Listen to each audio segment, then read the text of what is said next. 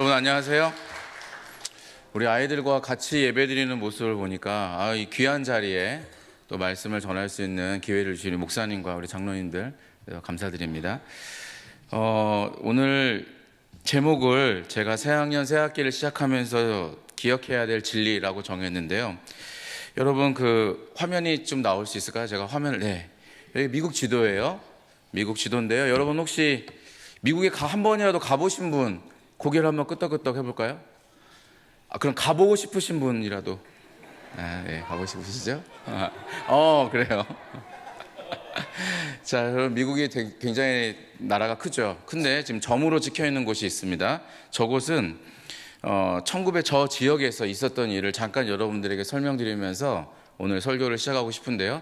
저곳은 1925년에 7월 21일에 저 도시의 이름이 데이턴이라고 하는 도시인데 저곳에서 실제로 있었던 일입니다. 사실 여러분 저 점으로 찍어서 그렇지 저거보다 적어요. 작은 도시입니다. 뉴욕타임즈에서 당시 이때 있었던 일을 기록하는 기사를 보도했었는데 그 당시에 저 도시의 인구가 얼마였다고 보도를 했냐면 7,200명으로 보도를 했어요. 그러니까 아주 작은 도시입니다. 그런데 저처럼 작은 도시에 데이턴이라고 하는 작은 도시에 미국 사람들의 시선이 다 집중이 되었어요.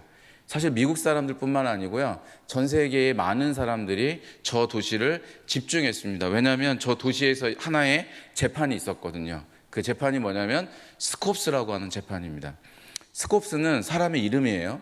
사람의 이름을 따서 스콥스 재판이라고 하는데 이 스콥스는 고등학교 선생님이었습니다. 고등학교 선생님이었는데 이 선생님이 피고가 되어서 이제 고발을 당했습니다. 고발을 당해서 재판이 진행이 됐는데 사실 이 사람의 재판도 유명했지만 이 사람이 했었던 일도 유명해졌지만 그보다 더 유명한 것은 뭐였냐면 사실 이 재판을 맡았던 검사와 변호사가 굉장히 쟁장한 사람들이었어요. 이 두 사람인데요. 여러분 보시는 왼쪽에 클라렌스 데로라고 하는 사람, 이 사람은요 그냥 우리가 그냥 하나의 변호사다 검사다 이 정도가 아니에요. 클라렌스 데로라고 하는 사람은 아주 유명한 변호사였는데요. 사람들이 굉장히 집중할 만한 형사 사건들을 맡았던 사람이 클라렌스 데로고요. 윌리엄 브라이는 그거보다 더 훌륭한, 더 대단한 사람입니다. 이 사람은 미국 대선 후보에 나설 정도로 정치적으로도 굉장히 유명했었던 사람이 윌리엄 브라이언이라는 사람입니다. 이 거물급 검사와 변호사가 이 재판을 맡았다는 것 자체가 이 도시에서는 사실 일어나기가 힘든 그런 일이었습니다. 그러면 도대체 무슨 일이 있었길래 이 거물급 검사와 변호사가 총 출동을 했을까 생각을 할 수 있는데요. 먼저 이 사건이 있었던 25년 7월 그 전에 이 지역에서 하나의 법이 통과가 됐습니다. 어떤 법이냐면 1925년 3월에 버틀러법이라고 하는 법이 통과가 됐는데 이 법은 어떤 법이냐면요. 역시 사람의 이름을 좀 어려운 이름 많이 나오죠. 우리 아이들 힘들 수 있는데 버틀러라는 사람이 있는데 이분이 굉장히 근본주의자였어요. 근본주의라고 하는 것은 성경을 거의 그대로 문자 그대로 이해하는 사람들인데 그러니까 믿음이 굉장히 좋았던 사람이에요. 이 사람이 통과시킨 법은 뭐였냐면 우리 지역에서는 진화론을 가르칠 수 없다. 이 법을 통과시켰어요. 그래서 그 사람의 이름을 따서 버틀러법이라고 정했습니다. 1925년 3월에 버틀러법을 통과를 시켰는데 그래서 그 지역에서는 절대로 진화론을 가르칠 수는 없고 모두가 다 창조론. 여러분 진화론과 창조론 뭔지 알아요? 창조론은 하나님이 세상을 창조하셨다는 것을 우리가 믿는 것이고 진화론은 그것이 아니라 우리가 아주 우연에 의해서 큰 폭발에 의해서 생겼다가 진화해서 조금씩 발전해서 사람이 되었다. 이게 진화론인데요. 이 법은 진화론을 가르치면 안 되고 오직 이 지역에서는 창조론을 가르쳐야 된다. 이런 법이 통과가 됐습니다. 그러면 스콥스라는 재판을 왜 시작을 했냐면 고등학교 선생님이었던 이 스콥스가 수업 시간에 창조론이 아니라 뭘 가르쳤을까요? 진화론을 가르쳤어요. 법을 통과시킨 지 얼마 안 됐는데 세상에 스콥스가 그냥 진화론을 가르쳐버린 거예요. 수업 시간에. 그래서 학생들에 의해서 이 사실이 알려지기 시작했고 결국에는 재판에 설 수밖에 없었습니다. 재판이 시작이 됐습니다.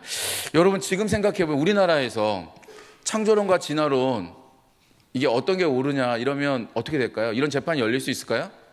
우리나라에서는 뭐 이거는 지금 창조론을 말하는 것조차도 이거 지금 뭔가 상식이 없는 사람처럼 받아들여지고 뭔가 바보인 것처럼 어떻게 하나님이 말씀으로 세상을 창조하셨다고 믿니?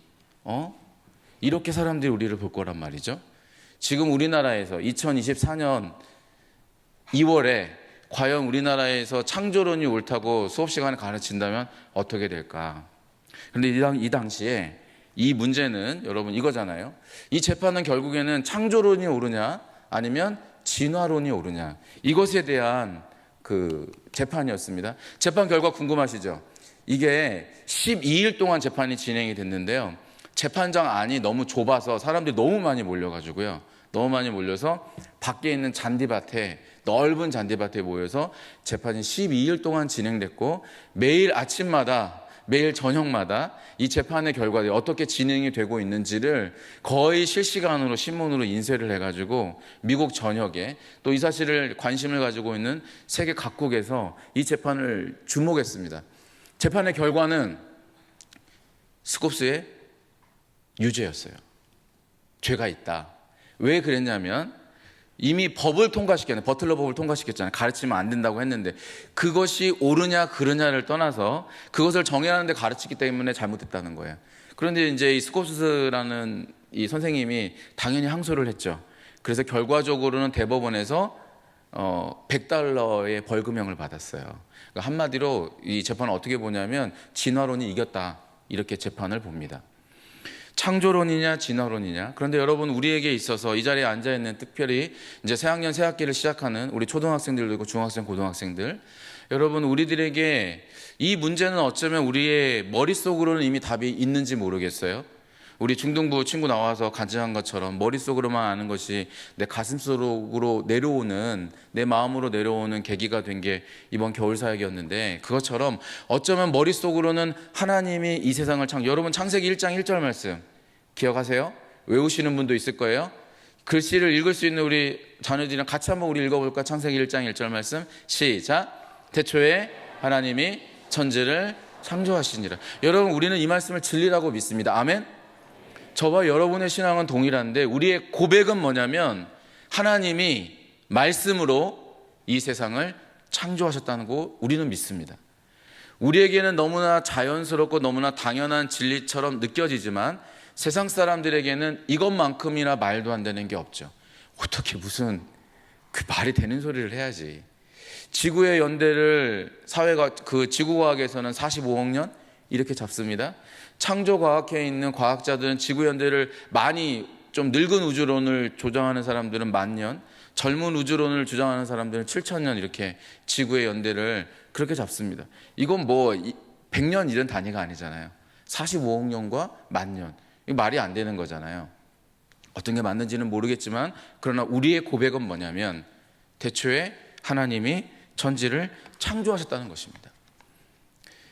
이 질문 앞에, 이 말씀 앞에 정말 내가 믿음으로 창세기 1장 1절은 진리야, 내가 다른 거는 다 뭐 몰라도 나는 창세기 1장 1절만큼은 믿어, 그렇게 생각하시는 분 고개 한번 끄덕끄덕 해볼까요?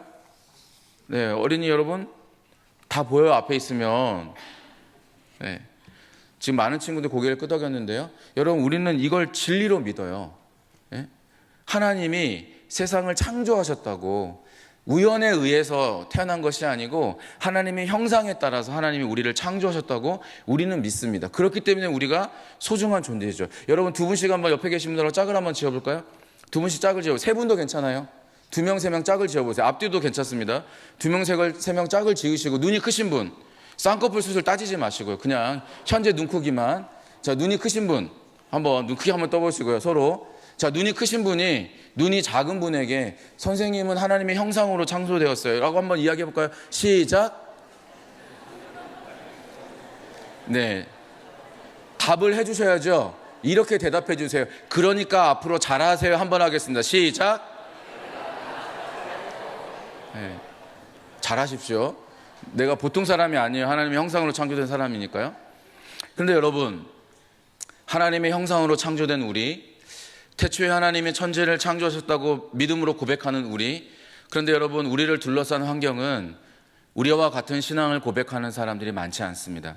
작년에 장신대에 신영섭 교수님이라는 기독교 교육학 교수님이 있는데, 그분이 청소년 컨퍼런스에서 청소년 복음화율에 대해서 언급하는 것을 봤습니다. 2.5% 이렇게 이야기를 하더라고요.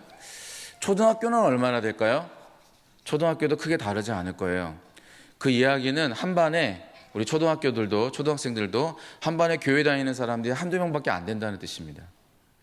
우리를 둘러싼 환경이, 우리의 자녀들을 둘러싼 환경이 우리와 같이 태초에 하나님이 천지를 창조하셨다라고 믿음으로 고백하는 사람들이 다수가 아니고요, 우리가 소수예요. 우리 주변 사람들은 거의 대부분이 야, 그거 뭐 말 같은 소리를 해야지 이렇게 생각할 거라. 그러면 여러분, 우리를 둘러싼 환경이 우리를 향해서 너는 바보 같은 생각을 하는 거야, 어떻게 무슨 말이 되는 소리를 해야지, 이렇게 우리의 생각을 향하여, 우리의 믿음을 향하여 공격을 해오죠. 우리 자녀들이 그런 상황에서, 그런 세상에서 살고 있습니다. 지금 이 자리에 앉아있는 우리 초등학생도 마찬가지라고 생각합니다. 그래서 여러분, 우리가 사실 우리 아이들을 많이 격려해 줄 필요가 있어요. 학교에 같은 반에 만약에 교회 다니는 아이가 있다면, 여러분, 학부모 여러분, 그 아이를 집에 초대해서 맛있는 것도 많이 사주셔도 좋아요. 왜냐하면 이제는 우리 아이들이 학교에서 같은 기독교 신앙을 고백하는 친구들을 만나는 것조차가 어렵기 때문입니다.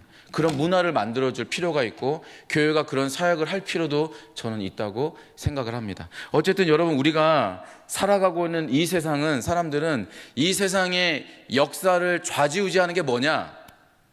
우리랑 반대예요. 우리는 하나님이라고 생각하지만 그 사람들은 돈이든 명예든 권력이든 이런 것들이 세상을 유지한다고 사람들이 그렇게 생각을 하죠. 그럼 여러분, 그런 생각들, 사람들의 생각에 우리도 영향을 받을 거 아니겠어요? 그럼 그런 영향을 받는 우리들이 견지해야 하고 우리의 마음을 지켜야 될 영역이 있을 거 아니에요. 그럼 여러분, 우리를 둘러싼 이런 환경 속에서 살아가고 있는 우리가 기억해야 될 진리, 새학년 새학기 학교 친구들 만나면, 또 새로운 선생님들 만나면 이런 생각들 우리 아이들의 머릿속에, 여러분의 머릿속에 들어옵니다. 대학이 최고지, 좋은 대학 가는 게 하나님 앞에 영광되는 거 아니겠어? 마치 믿음인 것처럼 가장해서 우리들의 생각을 조종하려고 하는 그런 마음들이, 그런 생각들이 여러분 우리를 둘러싸고 있습니다. 그러면 이때에, 새학년 새학기를 시작하는 이때에 우리 매일의 삶에서 기억해야 될 진리가 무엇일까? 우리를 둘러싼 세상의 환경이 절대로 우리에게 우호적이지 않은 이런 상황에서, 우리의 믿음을 공격하고 우리의 믿음을 흔드는 이런 상황 속에서 우리가 기억해야 될 것은 무엇일까? 아니 여러분, 어쩌면 이것은 새학년 새학기를 시작하는 자녀들의 문제만은 아닐 것입니다. 우리 어른들도 마찬가지 아닐까요? 직장 생활하는, 가정에서 자녀를 돌보든 직장 생활을 하든 우리를 둘러싼 많은 사람들이 그런 생각들을 가지고 있습니다. 그럼 여러분, 그건 우리들의 문제 아닐까요? 그런 생각을 하는 사람들에 둘러싸여 있는 우리들이 생각해야 될, 매일의 삶에서 기억해야 될 진리는 무엇일까요? 오늘 같이 읽었던 이 창세기에 있는 37장의 말씀을 통해서 이 질문에 대한 답을 찾아보려고 합니다. 여러분, 창세기 37장 2절 말씀을 읽었는데요, 야곱의 족보라고는 되어 있지만 실제로는 37장부터는 요셉의 이야기예요. 요셉의 이야기가 쭉 펼쳐집니다. 근데 요셉 하면 여러분 떠오르는 거 있으세요? 채색옷? 자, 여러분, 채색옷이 저 안에 있습니다. 텐트 안에 있어요. 텐트 안에 보면, 여러분 그 성경에 보면 채색옷이라고 되어 있는데, 이 채색옷에 대해서 성경학자들의 의견이 분분합니다. 어떤 경우는 이 채색옷은 정말 색깔이 들어가 있는 옷이다라고 주석을 하고, 또 영어 성경 중에서도 그렇게 번역하는, 색깔이 들어가 있는 옷이라고 번역하는 경우도 있고요. 또 다른 영어 성경이든 다른 역본에서는 이 옷을 소매가 긴 옷이라고 번역하는 성경도 있어요. 그러니까 둘 중에 하나 같아요. 색깔이 들어간 옷이든 아니면 소매가 긴 옷이든. 그런데 분명한 것은, 우리가 어느 집에 방문해서 아들들을 딱 보잖아요. 그러면 이 집의 장자가 누군지는 한 번에 알아볼 수 있어요. 무엇을 보고? 채색옷을 보고. 그 옷이 색깔 옷이든 소매가 긴 옷이든. 그 집에 방문하는 사람들이면 한번 쑥 보면, 아, 이 집의 장자는 얘구나, 이걸 한 번에 알아볼 수 있어요. 이 집에, 야곱의 집에 방문합니다. 그러면 여러분, 우리가 야곱의 집에 한번 간다고 생각해 볼까요? 야곱 집에 딱 들어갔어요. 들어가서 한번 쭉 봤더니 채색옷이 보이네요. 채색옷이 누구죠? 요셉이에요. 자, 그럼 요셉의 집이 좀 복잡한데요. 12명의 아들이 있었습니다. 야곱에게. 요셉이 몇 번째 아들인지 기억하세요? 11번째 아들. 저희 초등학교인데 훌륭한 초등학교 우리 하목사님 훌륭해서 손을 드는 것 같아요. 네. 자, 여러분 12명의 아들. 여러분 좀 믿기 어려운 얘기를 제가 좀 하나 하려고 하는데요. 여러분 저는 시골 출신이에요. 좀 웃으셔도 돼요. 네, 웃으시라고 드린 말씀 민망하네요. 네. 저 시골 출신입니다. 저는 시골에서 태어났고 제 위로 형님이 2명이 있어요. 제가 막내입니다. 근데 시골에서 저희 아버지가 농사를 지으셨고 제가 농부의 아들로 그렇게 가난하게 어쨌든 그렇게 시골에서 자랐습니다. 그러면 새 옷을 입는다? 그런 제 삶에 별로 일어나지 않았어요. 큰형이 한 번 입고 둘째로 내려오고, 큰형이랑 저 6살 차이 나는데요. 첫째가 있고 둘째가 있고 셋째가 있고, 그래도 제가 입을 때까지는 괜찮아요. 근데 여러분 요셉의 형제들을 생각해 보죠. 요셉이 몇 번째예요? 11번째예요. 와, 이거는 글쎄요, 그 형들의 옷을 물려서 입을 수 있을까요? 첫째 입고 둘째 입고 셋째 입고 한 7째쯤 오면은 옷을 입을 수 있을까? 그런데 달라요. 여느 집과 다릅니다. 이 집의 11번째 아들은 뭘 입고 있냐면 채색 옷을 입고 있어요. 누구 때문이죠? 아버지 때문이에요. 아버지가 이 아들 너무 사랑했어요. 편애했어요. 여러분 형제가 좀 많이 있는 집들, 위로 형이나 누나나 있는 집들, 솔직히 엄마 아빠가 옆에 있으면 눈치챌 수 있으니까 나만 보고 이야기 딱 눈빛을 주세요. 자, 우리 엄마 아빠는 나보다 형이나 누나를 사랑하는 것 같다. 저한테 윙크 한번 해주세요. 오, 맞네. 없었습니다. 네, 없었어요. 네. 여러분, 내가 아버지의 사랑을 받지 못한다? 형제가 여러 명이 있는데 나는 왜 아버지의 사랑을 받지 못하지? 이런 생각 드는 것만큼 힘든 게 어디 있어요? 부모님에게, 가족들에게 인정받지 못하는 것만큼 힘든 게 어디 있어요? 그런데 지금 이 야곱의 가족이 그래요. 11번째 아들, 야곱이 그렇게 사랑해서 결혼했던 라헬이 낳은 첫 번째 아들인 요셉, 순서상으로 11번째. 그 11번째 아들에게 채색 옷을 입혀놨으니 10번째 아들까지 얼마나 이거 화가 나겠어요. 틈만 나면. 거기다가 이 형들을 더 열받게 하는 일들이 있어요. 꿈을 꿨는데, 꿈을 꿔서 이렇게 와서 형님들 잠깐 모여보세요. 야, 나 이거 무슨 꿈인지 모르겠네. 형님들의 볏집단들이 제 볏집단을 쭉 그냥 빙글 이렇게 둘러싸더니 갑자기 절을 해요. 이게 무슨 꿈일까요? 연기가 제가 좀 잘 안 되는데요. 네. 여러분 형들의 마음이 어떨까요? 야, 저걸 한번 쳐? 때려? 그냥? 이런 생각 들지 않겠어요? 충분히 들겠죠. 또 어느 날은 또 꿈을 꿨다고 또 모이라고 해요. 형님들, 엄마 아빠 다 모여보세요. 세상에 해와 달과 11별이 저한테 절을 하네. 나는 왜 꿈을 꿔도 이런 꿈만 꾸지? 이렇게 생각하는 거죠. 이야기하는 거죠. 요셉도 잘한 게 없어요. 요셉이 이 당시에 형제들과의 관계에 있어서 아버지의 편애도 있었지만 요셉도 잘한 건 없어요. 자기가 가진 꿈을 가지고 막 이렇게 이야기를 하면서 형들의 감정을 충동질한 것도 분명히 요셉이 가지고 있었던 행동이었습니다. 그러다가 이제 이 요셉의 가족에, 요셉에게 있어서 특별한 일들이 요셉에게 이제 일어나기 시작합니다. 그 요셉의 형들이 아버지의 심부름을 따라서 멀리 양을 치러 갔습니다. 그 당시에 야곱의 가족들은 저 지도에서 여러분 아래쪽에 보면 헤브론이라고 하는 도시가 보이죠? 저기에서 지금 정착해서 살고 있었어요. 저기서 살고 있었는데 아버지의 양들을 가지고 형들이 세겜이라고 하는 곳에 가서 양을 치고 있었습니다. 자, 헤브론에서 세겜까지의 거리는 약 80km예요. 그러니까 제법 먼 거리죠. 제법 먼 거리에 양들을 데리고 가서 치러 갔어요. 자, 그랬을 때 형들은 다 갔는데 집에 남아있는 아들이 있어요. 누굴까요? 채색 옷이 남았어요. 형들은 일하러 갔는데 채색 옷은 아버지 옆에서 딱 이렇게 텐트 안에서 딱 이렇게 아버지 사랑을 받고 있는 거죠. 그런데 웬일인지 아버지가 심부름을 보냈습니다. 요셉아, 형들이 지금 이 당시에 야곱의 아들인 디나가 그 성폭행을 당한 지 얼마 안 됐을 때였어요. 시기적으로 보았을 때. 그러니까 아버지가 걱정도 됐겠죠, 아들들이. 그래서 요셉을 심부름을 보냈어요. 요셉아, 형들이 세겜으로 갔는데 가서 한번 잘 지내고 있는지 한번 보고 올래? 하고 심부름을 보냈습니다.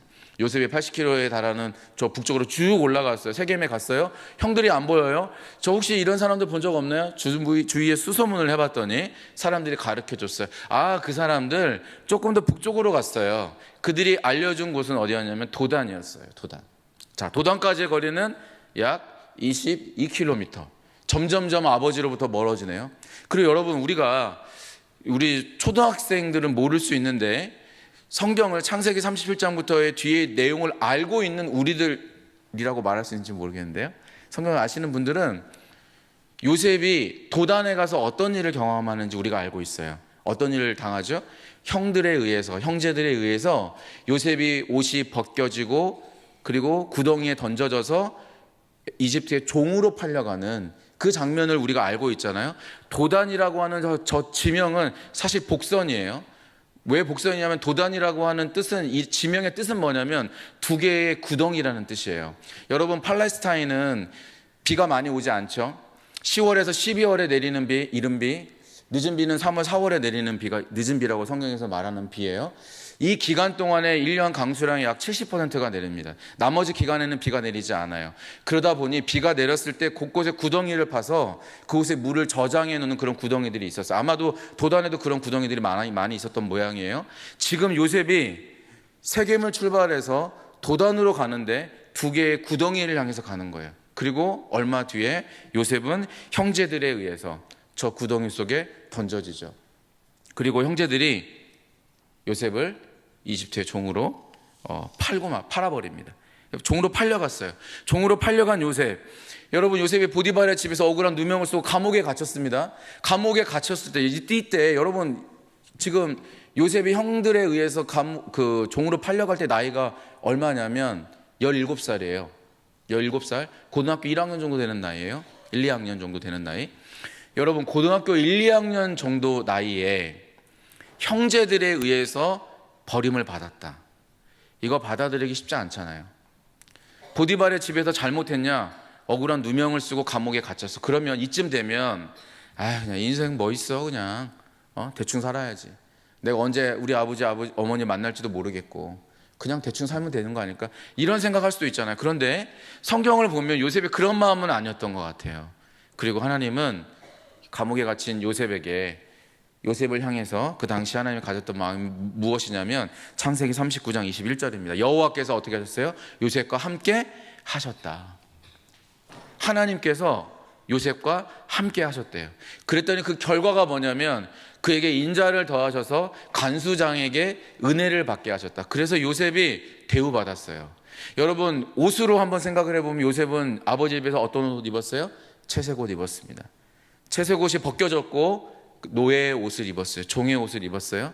그런데 보디발의 집에서 억울한 누명을 쓰고 이제는 노예 옷에서 죄수의 옷으로 갈아입혔어요. 자기가 원하지 않았는데 이런 일련의 일들이 요셉의 인생에서 계속해서 반복해서 일어납니다. 그러면 내가 요셉이라면 이건 뭐 그냥 대충 살아야 되는 거 아닌가?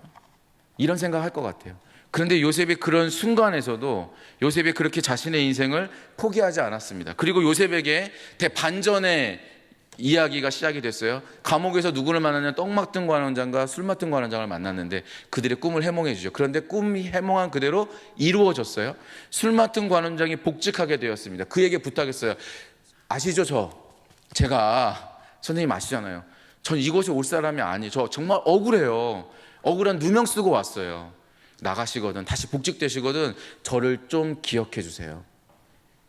뒤에 시간이 몇 년이 지났냐면 2년이 지났어요. 2년 동안 요셉의 인생에 변화가 없었어요. 여러분, 만약에 여러분 요즘에 갖고 싶은 물건을 온라인에서 쇼핑몰에서 구입했어요. 예를 들어 엄마 아빠가 핸드폰을 사준다. 와, 생각만 해도 좋은데. 자, 핸드폰이 배달이 와요. 그러면 오늘 올 것 같아. 택배를 생각을 해보면 오늘 올 것 같으면 아침 9시, 10시부터 귀가 쫑긋해져서 누가 초인종 누르나 안 누르나, 심지어 우리 집도 아닌데 내가 나가. 그런 경험 있으신 분들 솔직히 있죠? 그래, 너희 덕분에 내가 설교를 할 수 있다. 고마워.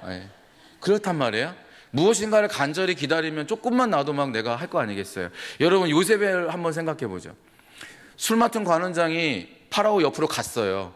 야, 됐어, 이제 내 억울함을 좀 풀리지 않을까? 근데 시간이 얼마 지났어요? 2년이 지났어요. 포기하고 싶지 않았을까요? 인생 대충 살고 싶지 않았을까요? 아, 어차피 안 되는구나. 이거 안 되는 거였네. 그냥 여기서 내가 누릴 수 있는 거 대충 누리고 이렇게 살아야 되나 보다. 그게 하나님이 원하시는 건가 보다. 이런 생각 들지 않을까요? 그런데 요셉이 그 순간에서도 자신의 인생을 포기하지 않았단 말이에요. 그리고 2년 뒤에 이제 요셉의 시계가 또 돌아가기 시작합니다. 2년 뒤에 파라오가 꿈을 꿨습니다. 꿈을 꿨는데 이 파라오의 꿈이 심상치 않아요. 야윈소 7마리가 살진소 7마리 갑자기 잡아먹었어요. 그런데 파라오가 이 꿈이 뭔가 의미가 있다고 해서 깜짝 놀란 게 뭐냐면 그 꿈에서 뭐가 보였냐면 나일강이 보였단 말이에요. 나일강은 이집트의 젖줄이잖아요. 약 6,500km에 달하는 이 긴 강 때문에 이집트 문명이 생길 수 있었고, 그 긴 강이 있기 때문에 정기적으로 범람하면서 농사를 지을 수 있었고, 이집트가 존속할 수 있었던 이유는 나일강 때문인데, 뒤에 나일강을 배경으로 갑자기 야윈소가 확 잡아먹으니까 이건 뭐지? 가슴을 진정하고 다시 잠에 들었습니다. 두 번째 꿈을 또 꿨어요. 연달아 꿨어요. 이번에는 실한 벼이삭, 바싹 마른 벼이삭이 다 삼켜버리는 그런 꿈을 꿨습니다. 야, 이쯤 되면 이건 보통 꿈이 아니다. 이 꿈을 해석할 수 있는 사람을 찾아와라. 그때 술 맡은 관원장이 제가 감옥에 있을 때 히브리 노예를 만난 적이 있는데 그 아이가 참 잘합니다. 그래서 이 왕 앞에 요셉이 저렇게 그림처럼 왔습니다. 만나죠. 요셉이 그 이집트 왕의 꿈을 해몽해 주죠. 왕이시여, 이 일은 하나님께서 하시기로 정한 것입니다. 그래서 왕이 두 번을 겹쳐 꾼 것입니다. 이 꿈의 의미는 앞으로 이집트에 7년 동안의 엄청난 풍년이 찾아올 것이고, 그리고 그 후에 7년 동안의 흉년이 찾아올 텐데, 왕이시여, 그냥 꿈만 해몽해 준 게 아니에요. 솔루션도 줬어요. 요셉이 어떻게 솔루션 줬냐면, 왕이시여, 그렇기 때문에 이것을 풍년 기간 동안에 세금을 20%씩을 거둬야 됩니다. 그리고 그 돈을 중앙 정부로 가져오지 말고 각 성에 저장고를 만들어 두고 거기서 수확한 것들 다 그 저장고에 보관해 두셔서 이 위기를 넘어가야 됩니다. 파라오가 딱 보니까 야, 네가 해야 되겠구나. 요셉이 몇 살에 이집트의 총리가 돼요? 30살에 이집트의 총리가 되었습니다. 17살에 팔려왔던 채색 옷에서 노예의 옷으로, 죄수의 옷으로, 그리고 이제는 뭘로 바꿔 입었나요? 총리의 옷으로. 요셉의 인생이 어떻게 이런 일이 일어날 수 있나, 전혀 생각할 수 없을 정도의 큰 엄청난 변화가 요셉의 인생에서 지금 일어났습니다. 그리고 요셉에 의해서 7년 동안 정말 풍년이 있었고, 요셉이 그 기간 동안에 각성에 잘 저장을 해 두었습니다. 그리고 흉년이 시작된 지 2년이 되었을 때, 그때가 창세기 45장 11절에 보면 이제 형제들이 팔레스타인 이집트 땅, 이스라엘 땅에 살고 있었던 형제들이 먹을 것이 없어서 이집트에 구하러 오는 장면이 창세기 45장 11절에 기록이 되어 있어요. 요셉과 형제들이 만났습니다.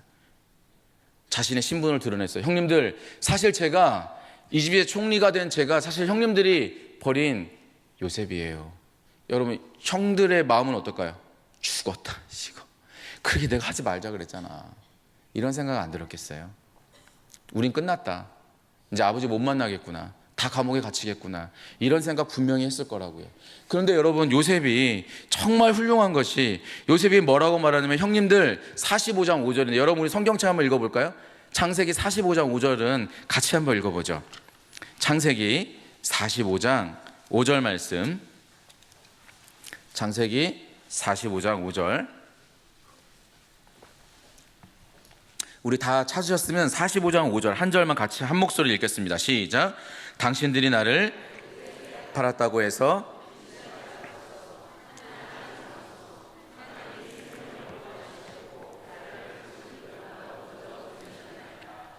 아멘. 정말 요셉이 훌륭한 고백을 하잖아요. 형님들, 저를 종으로 팔았다고 마음에 근심하지 마세요. 죽었다는 생각도 하지 마세요. 왜냐하면 사실 제가 지금 생각해 보니 하나님께서 우리 가족을 지키시기 위해서 저를 먼저 이곳에 보내신 거예요. 성경을 읽을 때 이런 생각이 들었어요. 야, 요셉이 훌륭해졌는데 그럼 요셉이 이렇게 창세기 45장 5절에서 이렇게 고백할 수 있는 이유가 감옥에 갇히기도 하고 억울한 누명을 쓰면서 그의 인생이 너무 험난해서 그런 인생의 경험 때문에 이런 훌륭한 고백을 하게 된 건가, 이런 생각도 해요. 그렇지만 여러분, 만약에 그랬다면 요셉이 그 전에 이미 자신의 삶을 대충 저는 살았을 거라고 생각합니다. 요셉이 이렇게 생각할 수 있었던 이유는 요셉이 자신의 삶에 가장 중요한 것이 무엇이고 자신의 삶을 이끌어 가시고 인도하시는 분이 누구이신지에 대한 분명한 확신이 있었기 때문에 저는 요셉이 이렇게 창세기 45장 5절에서 고백할 수 있었다고 저는 생각합니다. 저는 그렇게 믿어요. 이쯤 되면 여러분, 부모님들이 하시는 말씀이 있어요. 요셉의 이야기를 하면서, 야, 너는 요셉처럼 꿈 좀 꿔라. 너는 왜 꿈이 없니? 근데 여러분 생각해 보세요. 요셉이 꿈을 꾸고 싶어서 꿨나요? 그러지 않았어요. 이 꿈은 누가 주신 거죠? 하나님이 주신 겁니다. 하나님이 주신 거예요. 요셉이 간절히 꾸기를 원한다고 해서 꿈을 꾼 것이 아니고 하나님이 자신의 계획에 의해서 그 계획을 요셉에게 먼저 보여주신 거예요. 그리고 요셉은 그 하나님이 보여주신 꿈이 그 당시에는 무엇인지 몰랐지만 지나고 보니 창세기 45장 5절에서 보니 하나님이 이 때를 위해서 저를 형님들보다 먼저 보내신 것 같습니다. 여러분, 동전에는 양면이 있습니다. 그죠? 한쪽 면, 숫자가 적혀 있는 면이 있고 또 인물이 그려져 있는 면이 있습니다. 동전에는 양면이 있어요. 새학년, 새학기를 시작하면서 기억해야 될 것이 있다면 저는 두 가지를 기억해야 된다고 생각합니다. 마치 동전에 양면이 있는 것처럼 이 자리에 참석해 있는, 이 자리에 같이 예배드리고 있는 우리 유아유치부, 유년초등부, 또 청소년, 우리 모든 우리 작년에 이르기까지 우리가 기억해야 될 진리가 있다면 동전에 양면이 있는 것은 첫 번째, 뭘 기억해야 된다고 저는 생각하냐면 하나님의 주권을 기억해야 된다고 저는 믿습니다. 무슨 말이에요? 여러분, 하나님의 주권이라는 게 무슨 뜻이에요? 하나님이 주인이시라는 거예요. 하나님이 나의 주인이라는 거예요. 아멘? 하나님께서 이 세상의 주인이라는 것입니다. 아멘? 하나님께서 이 세상을 다스리신다는 뜻입니다. 아멘? 하나님께서 이 세상을 조금도 한치의 오차 없이 하나님이 통치하신다는 뜻입니다. 아멘? 여러분, 이것이 하나님의 주권이에요. 지나고 보니 요셉이, 야, 내가 왜 억울한 누명을 쓰고 왜 이렇게 살아야 돼? 내가 왜 감옥에 갇혀야 돼? 그때는 힘들었겠죠. 그때는 이해할 수 없었겠죠. 그런데 시간이 지나서 자신의 과거를 돌아보니, 이 모든 일들이 하나님의 계획에 의해서 하나님의 주권대로 이 일이 이루어졌던 거구나. 그게 요셉의 삶이 보여주는, 동전의 양면 중에 우리가 기억해야 될 하나가 있다면 그것이 바로 저는 하나님의 주권이라고 생각합니다. 창세기 45장 11절 말씀을 읽었는데요, 창세기 45장 11절에서 그 요셉이 이렇게 훌륭한 믿음의 고백을 할 수 있었던 이유가 무엇이 때문일까? 하나님의 주권 때문이에요. 나의 인생을 다스리시는 분이 누구인가? 하나님이시다. 그런데 여러분, 동전에는 두 면이 있잖아요. 동전에는 두 면이 있는데요. 자, 요셉이 형들이 찾아왔을 때, 자, 요셉의 힘이 있었습니다. 그죠? 요셉이 힘을 가지고 있었어요. 만약에 이집트의 총리가 이들을 치든지 아니면 죽이든지 그 고난이 있었을 거예요. 힘이 있었을 거예요. 근데 요셉이 어떻게 하나요? 형님들 걱정하지 마세요. 하나님께서 우리를 보호하시기 위해서 저를 먼저 보내신 거예요. 이렇게 고백했잖아요. 그러면 요셉이 동전의 양면처럼 한쪽에는 요셉이 하나님의 주권을 인정했는데 동전 다른 쪽에는 뭐가 그려져 있나? 요셉이 뭘 보고 그러면 그가 이렇게 신앙생활을, 그런 하나님을 향한 믿음을 보여줄 수 있었나? 저는 다른 쪽에는 뭐가 있다고 생각하냐면 이게 있다고 생각해요. 믿음의 삶이 있다고 생각합니다. 믿음의 삶. 여러분, 이렇게 생각할 수 있어요. 그렇구나. 하나님이 내 삶을 다스리시는구나. 하나님이 내 삶을 계획하셨구나. 하나님이 나의 삶을 이끌어 가시고 인도하시는구나. 그러면 난 아무것도 안 해도 되겠네. 이게 이렇게 이어지지 않는다고요. 요셉이 그렇게 살지 않았어요. 요셉이 보디발의 집에 팔려갔을 때 그가 인생 대충 살았나요? 하나님이 나를 향한 계획이 있으니까 뭐 알아서 하시겠지, 이렇게 살았어요? 그러지 않았어요. 그가 살아야 될 마땅한 삶을 그가 살았습니다. 하나님이 보디발 아내가 유혹할 때 내가 하나님 앞에서 어떻게 득죄하리이까. 하나님 앞에서 내가 어떻게 죄를 지을 수 있어요? 저는 절대로 하나님 앞에서 죄를 지을 수 없습니다. 이것이 요셉의 고백이었고 그것이 바로 믿음의 삶이었습니다. 사랑하는 우리 주일학교 여러분, 일상교회 우리 청소년 여러분, 우리 학생 여러분, 하나님의 주권을 이해하고 인정하고 믿는다는 거. 하나님께서 이 세상을 다스리시고 하나님이 나의 삶을 다스리시는구나. 이것을 먼저 기억해야 되고, 그러면 그것을 기억하는 거 다 끝나냐? 아니요. 그래도 매일의 삶에서 싸움이 있어요. 우리의 생각을 흔들고 하나님이 이 세상을 창조하셨다는 우리의 믿음 그 근본 자체를 흔드는 그런 시도가 우리의 삶에 수없이 많습니다. 그럴 때 우리의 삶은 어때야 되느냐? 대충 살고 그냥 뭐 형편없이 살아도 되냐? 아니요, 그렇지 않고요. 동전의 양면이 있는 것처럼 그 반대편에는 믿음의 삶이 있습니다. 우리가 믿음의 삶을 살아야 합니다. 제가 미국에서 짧게 유학하는 동안 저희 집에서 약 200km 정도, 그래도 제법 떨어져 있는 곳에 조슈아 트리라고 하는 국립공원이 있었습니다. 제 아이들과 이곳에 방문한 적이 있었는데요. 밤하늘의 별이 너무 아름답고요. 사막 위에 있기 때문에 캠핑하는 사람도 많고 암벽 등반하는 사람도 많습니다. 조슈아 트리, 아무리 뭐 볼거리들이 많지만 이 공원에 가면 꼭 봐야 될 게 있겠죠. 국립공원 이름처럼 조슈아 트리를 봐야 되는데요. 조슈아 트리가 이렇게 생겼어요. 별로 그렇게 뭐 아름답거나 그런 건 아니에요. 이걸 보러 갑니다. 이 조슈아 트리는 사막 지역에서 버텨요. 오래 살면 1000년도 살아요. 이게 1000년을 삽니다. 조슈아 트리 사막 지역에서 비도 별로 안 내려요. 이 지역에 굉장히 넓어요. 이게 봐도 끝이 보이지 않을 정도로 공원 자체가 굉장히 큽니다. 미국 공원들이 다 크죠. 이 큰 공원에서 비도 잘 내리지 않는데 조슈아 트리가 굉장히 많이 있어요. 그러면 여러분 신기하잖아요. 비도 내리지 않는 저 지역에서 어떻게 저렇게 1000년이 넘도록 살 수 있을까? 방법이 있어요. 조슈아 트리만의 방법이. 그건 뭐냐면요, 더 넓게 뿌리를 뻗고 더 두껍게 잎사귀를 만들어서 수분이 증발되지 않도록 하고, 저 멀리 뻗어 있는 수분이라도 아무리 멀리 있어도 내 뿌리를 더 멀리 뻗어서 그곳에 있는 아주 작은 양의 수분이라도 끌어당기겠다. 이게 버티는 거예요. 여러분, 새학년 새학기 우리가 마치 조슈아 트리 사막 지역에 나 혼자 서 있는 것 같은 그런 느낌을 갖는 우리 청소년들이 있을 수 있습니다. 학업에 대한 부담, 이 앞에 학원가 3일이라고 이렇게 들었습니다. 아주 어려운 동네일 것 같은데요. 그런 압박들 얼마나 많이 있겠어요? 사랑하는 우리 청소년 여러분, 여러분의 아무리 압박이 있다 하더라도 여러분이 마치 사막 지역의 조슈아 트리처럼, 한 그루의 조슈아 트리처럼 자신을 보호하기 위해서 뿌리를 넓게 뻗고 잎을 두껍게 만들어서 최대한 수분 증발을 막고 최대한 수분을 흡수하려고 하는 조슈아 트리처럼, 여러분이 서 있는 그곳이 아무리 척박한 땅이라 하더라도, 창조론은 틀렸고 진화론이 맞다고 아무리 주장하는 그곳이라 하더라도 여러분 버텨야 됩니다. 목사가 나와야죠. 교회에서 선교사님 나와야죠. 그곳에서, 우리가 하나님이 보내신 그곳에서 우리가 하나님의 주권을 인정하는 삶, 하나님의 주권을 인정하면서 내가 하나님 앞에서 믿음으로 살겠다고 하는 그 다짐과 결단이 있는 삶, 하나님이 절대로 버리시지 않을 줄 믿습니다. 하나님께서 그 인생 책임질 줄 믿습니다.